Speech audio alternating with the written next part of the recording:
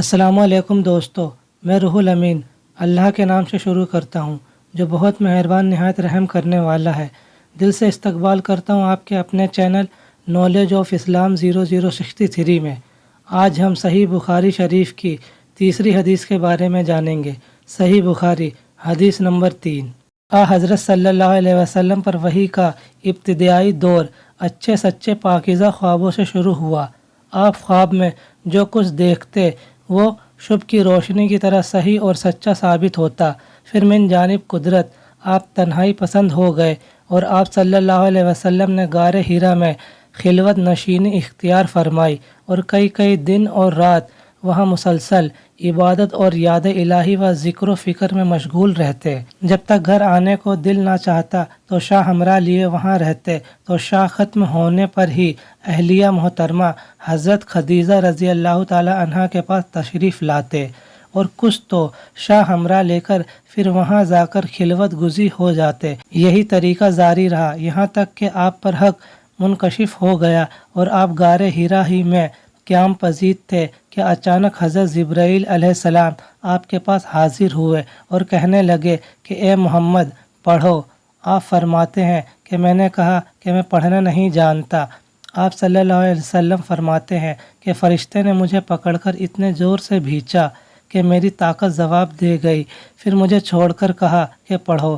میں نے پھر وہی جواب دیا کہ میں پڑھا ہوا نہیں ہوں۔ اس فرشتے نے مجھ کو بہت ہی زور سے بھینچا کہ مجھ کو سخت تکلیف محسوس ہوئی، پھر اس نے کہا کہ پڑھ۔ میں نے کہا کہ میں پڑھا ہوا نہیں ہوں۔ فرشتے نے تیسری بار مجھ کو پکڑا اور تیسری مرتبہ پھر مجھ کو بھینچا، پھر مجھے چھوڑ دیا اور کہنے لگا کہ پڑھو اپنے رب کے نام کی مدد سے جس نے پیدا کیا اور انسان کو خون کی فٹکی سے بنایا۔ پڑھو اور آپ کا رب بہت ہی مہربانیاں کرنے والا ہے۔ بس یہی آیتیں آپ حضرت جبرائیل علیہ السلام سے سن کر اس حال میں غار حرا سے واپس ہوئے کہ آپ کا دل اس انوکھے واقعے سے کانپ رہا تھا۔ آپ حضرت خدیجہ کے یہاں تشریف لائے اور فرمایا کہ مجھے کمبل اڑا دو، مجھے کمبل اڑا دو۔ لوگوں نے آپ کو کمبل اڑا دیا۔ جب آپ کا ڈر جاتا رہا تو آپ نے اپنی جوزہ محترمہ حضرت خدیجہ رضی اللہ تعالی عنہا کو تفصیل کے ساتھ یہ واقعہ سنایا اور فرمانے لگے مجھ کو اب اپنی جان کا خوف ہو گیا ہے۔ آپ کی اہلیہ محترمہ حضرت خدیجہ رضی اللہ تعالی عنہا نے آپ کی ڈھارس بندھائی اور کہا کہ آپ کا خیال صحیح نہیں ہے، خدا کی قسم آپ کو اللہ کبھی رسوا نہیں کرے گا۔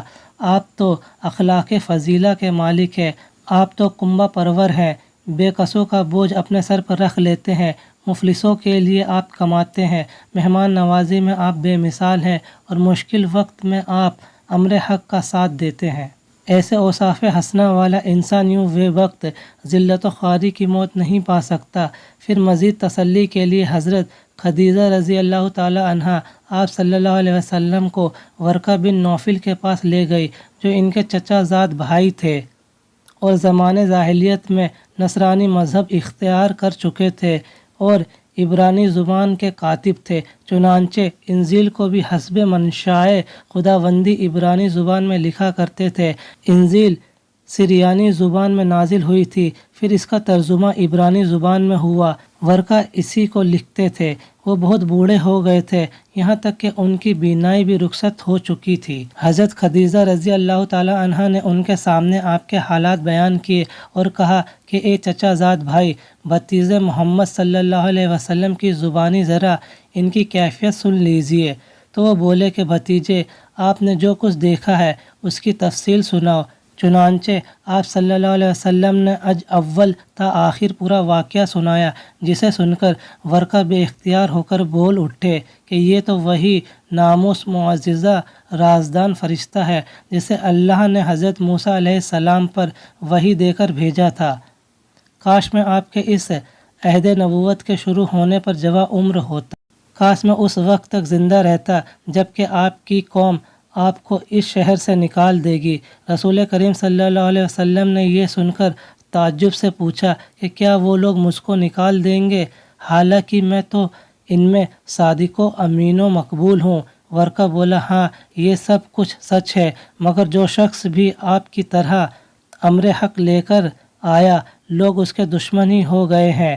اگر مجھ کو آپ کی نبوت کا وہ زمانہ مل جائے تو میں آپ کی پوری مدد کروں گا، مگر ورقہ کچھ دنوں کے بعد انتقال کر گئے۔ پھر کچھ عرصہ تک وحی کی آمد موقوف رہی۔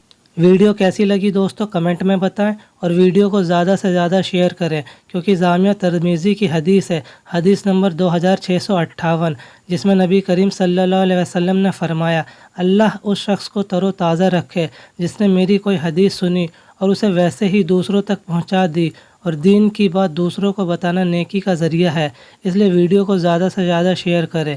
اور ہاں، اگر ابھی تک آپ نے ہمارے چینل کو سبسکرائب نہیں کیا ہے تو جلدی سے چینل کو سبسکرائب کر لیں اور بیل آئیکن کو پریس کر لیں تاکہ میری ویڈیو کی نوٹیفیکیشن سب سے پہلے آپ تک پہنچ جائے۔ اور ہاں دوستو، میں آپ کے لیے اسی چینل پر اسلامک سوال اور جواب کے ویڈیو بھی اپلوڈ کرتا ہوں، جس میں قرآن اور حدیث کی روشنی میں سوال کے جواب دیے جاتے ہیں، تو اسلامک سوال اور جواب کے ایپیسوڈ کو دیکھنا نہ بھولیں۔